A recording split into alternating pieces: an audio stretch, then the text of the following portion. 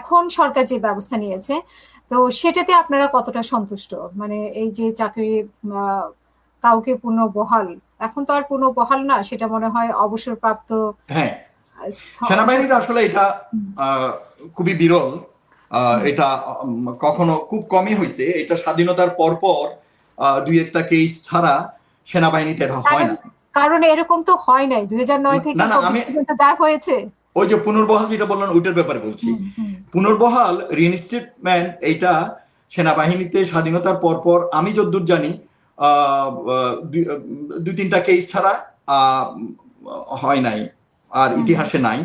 এই পুলিশে হয়, সিভিলে হয়, বাড়ি থেকে আইনা পুলিশের আইজি বানাই দিচ্ছে, বাড়ি থেকে হুম আইনা ইয়ে করতেছে। আবার অনেকে হয়তো বলতে পারে শেখ হাসিনা জেনারেল মুস্তাফিজকে, এই যে এখন যে সেনাপ্রধান আছে তার শ্বশুর জেনারেল মুস্তাফিজকে বানাইছে, চিফ বানাইছিল, কিন্তু না, উনি কিন্তু এলপিআর এ ছিলেন। এলপিআর থাকলেও কিন্তু এলপিআর মানে হচ্ছে লিভ পেন্ডিং রিটায়ারমেন্ট, রিটায়ারমেন্টে যাওয়ার আগে তার যত জমা হওয়া ছুটি সব মিলাইয়ে প্রায় 1 বছর মতো ছুটি সে পায়, এবং ওইটা পেইড লিভ। তো হুম হুম ওই অবস্থা ছিল, ওই অবস্থায় যখন থাকে তখন সে আর্মির অ্যাক্টিভ লিস্টেই থাকে। তো ওই অবস্থায় তাকে চাকরিতে আনছে, দ্যাট ওয়াজ নট ইলিগেল। তো কিন্তু সেনাবাহিনীতে এই ধরনের ঘটনা কখনো হয় নাই। কাউকে চাকরিচ্যুত করা হয়েছে এবং তারপরে আবার চাকরিতে ফেরত, সেই জন্য এটা সেনাবাহিনীতে হয়নি, এবারও হয় নাই। তো হুম যদিও ইউনূস সরকারের সময় যে বোর্ডটা হয়েছিল তারা সুপারিশ করছিল কয়েকজনকে, বাট এটা ব্যক্তিগতভাবে আমিও পছন্দ করি নাই। বাট এইবার যে বোর্ড হয়েছে তারা এটা অন্যভাবে ব্যালেন্স করছে। কারণ দেখেন, যেই অফিসার গুলো কষ্ট পাইছে, হুম আহ আপনি আমাকে বলেন, আমার ছোট্ট ছেলেটা সে হুম তখন এলিমেন্টারিও পড়তো না, শুরু করে নাই হুম সে।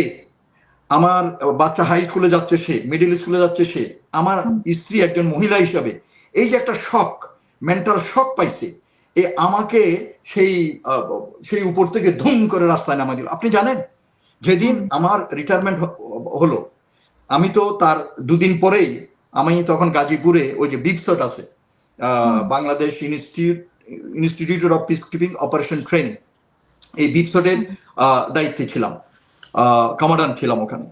তো ওখান থেকে আমি আমি রাগ করে ওদের গাড়ি টাড়ি এগুলো নিলাম না, না নিয়ে আমি 2 দিন পরে চলে আসলাম, এসে ঢাকাতে আমার শাশুড়ির বাসায় উঠলাম।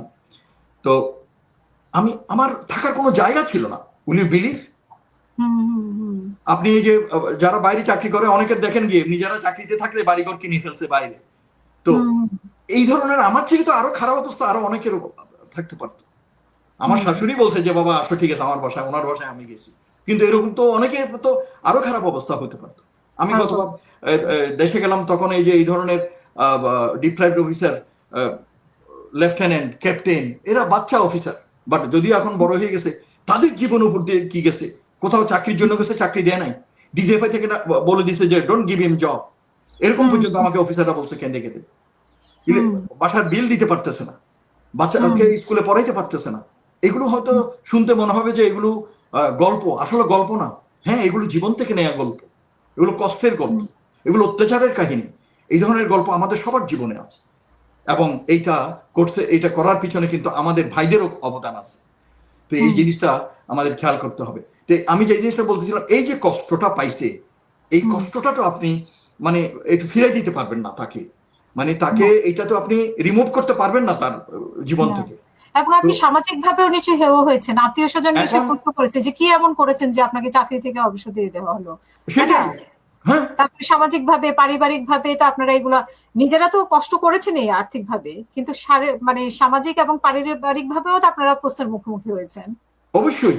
আপনি দেখেন, এই যে এই জিনিসটা দেয়াতে, যেমন আমাকে মনে করেন মেজর জেনারেল পদবি দিছে, আমাকে যে বাধ্যতামূলক অকালীন প্রিমেচিউর রিটায়ারমেন্ট দিছিল, ওইটাকে স্বাভাবিক অবসর দেখাইছে। তো এটাতে কি আপনি মনে করেন আমি ওকে আর্মিতে গিয়া র্যাঙ্ক পইরা গাড়ি নিয়ে ফ্ল্যাগ উড়াইয়া ডিপ কমান্ড করবো এখন? No, it doesn't happen like that. Hmm এটা ওরকম না। বাট এইটা একটা শান্তি, প্রশান্তি আমি মৃত্যুর আগে পেয়ে গেলাম, যে ওই যে আপনি যেটা বললেন, যে হুম কষ্ট, যে বেজ্জুতি, আমার মর্যাদা ছিনে নিছে আমার পরিবার, আমার সন্তান, হুম বন্ধু বান্ধব, আত্মীয় স্বজন, সবার কাছে আমার যে মাথাটা নিচু হয়ে গেছিল, এটা মাথা উঁচু করে এখন দাঁড়াতে পারবো। সরকার জাতীয়ভাবে এটাকে যে স্বীকৃতি দিয়েছে যে না, আপনাদের উপরে অবিচার করা হয়েছে, আমরা দুঃখিত, সেটাই। এইটা এই যে যত আপনাদের ওই দিনগুলো তো আর ফেরত দিতে পারবে না, যে আপনি চাকরি থাকতে আপনার পরিবার কেমন থাকতো বা আপনি কেমন থাকতেন, সেগুলো তো আপনারা আর ভোগ করতে পারলেন না। সেটাই। আপনি দেখেন, এই যে আমি মনে করুন ওই অবস্থায় আমি যখন আসছি তখন 56 ইয়ার্স বয়স এখন, এবং এখানে এসে আমার মতো বয়সে, আপনিও বাইরে থাকেন, আপনি জানেন, এখানে এসে অ্যাডজাস্ট করা, এবং এইসব দেশে, আমি যে দেশে থাকি এই দেশে কিন্তু এরা বাইরের কোনো দেশের শিক্ষা অভিজ্ঞতা কোনো কিছুকে পাত্তা দেয় না। তাদের দেশের সার্টিফিকেশন হইতে হবে, ডিগ্রি হইতে হবে, এখানকার অভিজ্ঞতা হইতে হবে। এবং প্রথম দিকে আমি যখন এখানে আমার স্ট্যাটাস নিয়ে আমি মানে কষ্টে ছিলাম, তখন আমি চাকরি পাচ্ছিলাম না, কোথাও আমাকে চাকরি দিচ্ছিল না, লিগালি আমি চাকরি পাই না, আমাকে ক্যাশে চাকরি করতে হয়েছে। তো ক্যাশে চাকরি, কারণ আমার ফ্যামিলি চালাইতে হবে, তো আমি আসার সময় এই ধরনের কোনো টাকা পয়সা আমার হাতে ছিল না। এখানে আই ওয়াজ স্ট্রাগলিং। আমি রাতে কাজ করছি, রাত জেগে জেগে, দিনের বেলায় কাজ করছি, দিনে হয়তো ঘুমাইছি 3-4 ঘন্টা, জাস্ট টু সার্ভাইভ, আমার বাচ্চাগুলাকে লেখাপড়া করানোর জন্য এবং একটা অ্যাপার্টমেন্ট নিয়ে থেকে করার জন্য। তো এইগুলো তো দেশের মানুষ অনেকে জানে না, মনে করে যে আমেরিকা চলে গেছে, আহা ওখানে বারাক ওবামা খুব শান্তিতে রাখছে। তো আমি যখন আসছি তখন বারাক ওবামা ছিল, শান্তিতে রাখছে, আরামে আছে। এখানে কিন্তু এইসব দেশে টাকা বাতাসে উঠতেছে না, এখানে কষ্ট করতে হয়, life is so tough. So এই স্ট্রাগল করে এখানে যে জিনিসটা বলতেছিলাম, যে আপনি জানেন আমি যে বাসা ভাড়া নেব, বাসা ভাড়া পাচ্ছিলাম না, আমি অড জব করতে হয়েছে এই যে এইসব কাজের জন্য।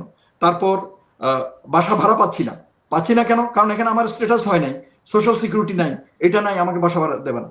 আই নিড এ গ্যারান্টার কারে পাই না, সেই দূরে নিউ ইয়র্কে আমার বোনের হাজবেন্ড আছে, ওরে বললাম, এখানে জিজ্ঞেস করলাম যে ভাই আমার তো রিলেটিভ আছে, সে অন্য স্টেটে, তো সে দিলে হবে? বলে হবে। তারপর সে তার ডকুমেন্টের কপি পাঠাইলো, এটা দিলাম, তারপর আমারে ওরা ওকে গ্যারান্টার দেখায় আমাকে অ্যাপার্টমেন্ট ভাড়া করতে দিল। তো এই ধরনের কষ্টের ভিতরে ছিলাম, গাড়ি ছিল না, হেঁটে হেঁটে আমি মসজিদে গেছি, হেঁটে হেঁটে বাজারে গেছি। তো এইগুলো স্ট্রাগল, আসলে এগুলো বলে যাওয়া যাবে না, নিজে এগুলো বলে বিশেষ মানে বাইরে যারা থাকে না তারা মনে করতেছে যে আপনি তো আমেরিকা চলে এসেছেন, অনেক আরামে ছিলেন, কিন্তু এগুলা তারা বুঝবে না যে হ্যাঁ। তো সেই জন্য অনেকে বোঝানো যায় না। আমি যেমন কিছুদিন আগে ফেসবুকে একজন লেখছিল যে স্যার আপনি তো চলে গেছেন, বাইচা গেছেন। হ্যাঁ, এই হাসিন, তারপরে আজমি, ওদের মতো হয়তো সেই ঘুম হন নাই, ডিজিএফআই এর সেই ইয়েতে বন্দিশালায় হয়তো ওরকম কষ্ট আমার হয় নাই, কিন্তু এইটাও তো আমার জন্য বন্দিশালা, যেখানে আমি রাত জেগে কাজ করতে হচ্ছে, যেই কাজের জন্য আমি কখনো জীবনে প্রস্তুত ছিলাম না। তো এগুলো তো একটা মেন্টাল এবং ফিজিক্যাল টর্চার না? বলে এটা বরং আরো কষ্টের রকুল ভাই, যে ওনাদেরটা তো মানুষ জানে যে আয়না ঘরে ছিল, আয়না ঘরে খুবই খারাপ অবস্থা, কিন্তু আপনি যে লাইফ লিভ করছেন এটা যে কতটা কষ্টের, সে আয়না ঘরে থেকে কোনো অংশে কম না, বরং আরো বেশি। বাস্তবে আপনি ফাইট করেছেন, মানে একটা দেশে আসে কি ফাইট করা হয় সেটা তো আপনাকে কি বলবো, আমাদের এক অফিসার বিদেশ থেকে মানে বিদেশে আসছে, হঠাৎ একদিন একটা মার্কেটে দেখা হলো, আমি আবার আমার ওয়াইফ গেছি কিছু বাজার করার জন্য, দেখা হলো সে এমন একটা মুখ করলো যে আরে আমি ভূত দেখলাম নাকি, মানে কিভাবে আমার সামনে থেকে চলে যাবে। আর তাকে দাওয়াত দিলাম বাসায় আসতে, সে বাসায় আসলো না। কেন? ওই যে আমি ক্রিমিনাল, আমার সাথে যদি ইয়ে হয়, তার যদি প্রমোশন না হয়, এটা যদি জেনে যায় লোকজন।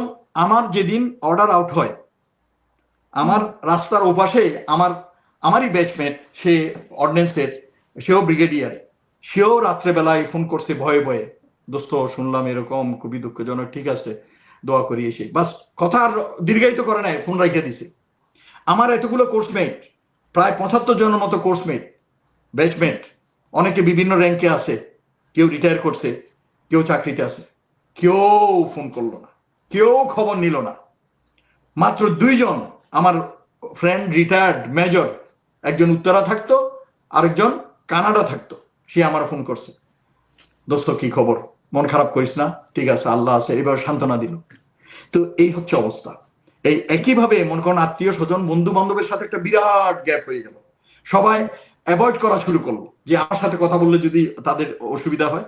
এবং হয়েছেও এরকম, স্বৈরাচারী সরকার তো এরকম করছে, ওই যে আহ, মানে অপরাধীকে না পাইলে অপরাধীকে আত্মীয় স্বজনের উপর অত্যাচার করছে সেটা। তো অত্যাচার করেছে। মানে ওই আপনি যেটা বললেন সেই জন্য বলছি, মানে এটা যে কত দুঃসহ জীবন ছিল এটা বোঝানো যাবে না, এটা বোঝানো যাবে না।